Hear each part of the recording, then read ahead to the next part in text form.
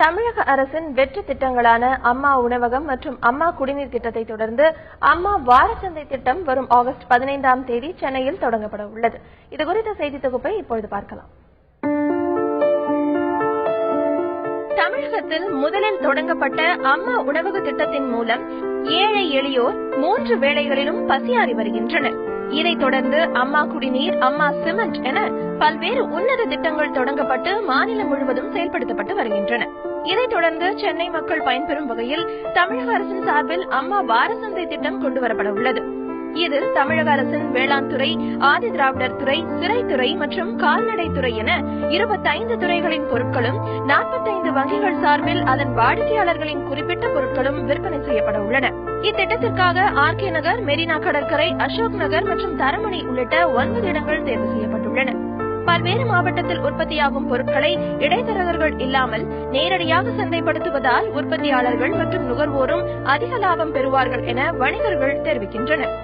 இந்த அம்மா வாரச்சந்தை மூலமா நம்மளுக்கு நீங்க போகுது கண்டிப்பா ஃப்ரெஷ்ஷா கிடைக்கிறது. ஏன்னா வாரச்சந்தைக்கு வரும்போது அங்கிருந்து நேரே எடுத்துட்டு வரும்போது அவங்க கைப்பட வரும்போது அவங்களே அன்னைக்கு பொருளையே கொண்டு வந்துருவாங்க.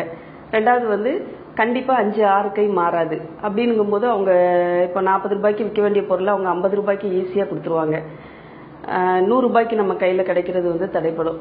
அனைத்து மக்களுக்கும் பயனளிக்கும் அம்மா வாரச்சந்தை திட்டத்தை தமிழகம் முழுவதும் விரிவுபடுத்த வேண்டும் என்றும் இதன் மூலம் உற்பத்தியாளர்கள் மற்றும் வணிகர்கள் ஏராளமானோர் பயன்பெறுவார்கள் எனவும் தெரிவிக்கிறார் தமிழ்நாடு மீன் விற்பனையாளர் சங்க செயலாளர் குமார்.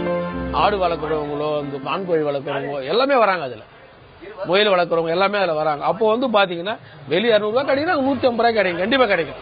என்னன்னா அதுக்குன்னு அவங்க ஒரு கடை எடுத்து அவங்க கடை வாடகை கொடுத்து அட்வான்ஸ் கொடுத்து அதுக்கு ஒரு 2 பேர் ஆள் வேலைக்கு போறதுலாம் இதுல கிடையாது. அவங்க காலையில அவங்களே எடுத்துட்டு வர போறாங்க. அவங்களே ஸ்டால் வச்சிருக்காங்க. அழகா வியாபாரம் பண்ணிட்டு வீட்டுக்கு ஈவினிங் வர போறாங்க. இதால பாத்தீங்கன்னா நாங்க தொழில் சார்ந்து இல்ல, மத்த எல்லா தொழிலும் விரிவடைஞ்சு இந்த அம்மா திட்டம் மேலும் மேலும் இது பண்ணி 8 இடம்ன்றது கிடையாது, தமிழ்நாடு ஃபுல்லாவே பாத்தீங்கன்னா பெரிய லெவல்ல இது பரவறதுக்கான வாய்ப்பு இருக்கு.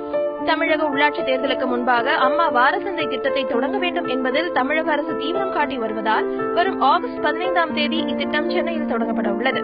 தந்தி டிவி செய்திகளுக்காக ஒளிப்பதிவாளர் ஆனந்த் மற்றும் சபரிவாசனுடன் சசி.